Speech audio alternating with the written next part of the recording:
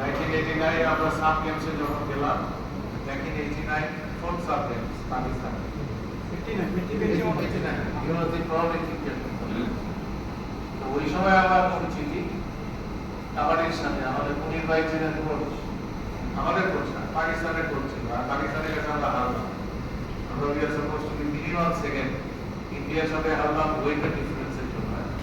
Indian player এক একজন আমাদের বাচ্চা ওজন কম, আটকায় রাখতে পারতেছে, অনেক কিছু ঝামেলা আছে। ওইখান থেকে কিন্তু কাবাডি এখন এখানে আসছে অনেক পরিবর্তন। মানে এটা যে যত কথাই বলুক, কাবাডি হ্যাজ চেঞ্জ এবং আমরা অনেক উন্নতি করছি, কিন্তু এটাতে কিন্তু অনেক লোকের অবদান আছে। নট দ্যাট আমি কাজে আছে আমি শুধু করছি তা কিন্তু না, সবাই অবদান আছে।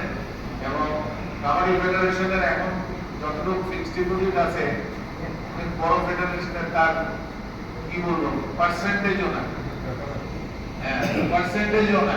তার মানে হচ্ছে kabaddi federation is moving very good, এবং কাবাডি ফেডারেশন একটা সময় ইনশাআল্লাহ ভালো আরো করবে, কারণ এটা আমাদের রক্তে আছে। তো ওই কারণে আমি বলবো হতাশ হয়েন না, ইনশাআল্লাহ সামনে ভালো দিন আছে, সবাই সহযোগিতা করে। তো ওই কারণে কিছু অ্যামেন্ডমেন্ট করলে আমরা আরেকটু পরিচ্ছন্ন হতে পারি, আরেকটু ক্লিয়ার ওয়েতে খেলতে পারি। Kabaddi is a game, we have prospect.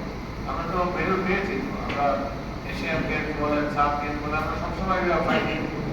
হ্যাঁ, তো আমরা ইন্ডিয়াকে আড়াইতে পারছি না, পাকিস্তানকে মাঝে মাঝে আড়াইতে পারি না, এটার জন্য দোষ আমাদের। আমরা পাকিস্তানকে কোচিং করেছি, কারণ পাকিস্তান ইজ প্লেইং বেটার।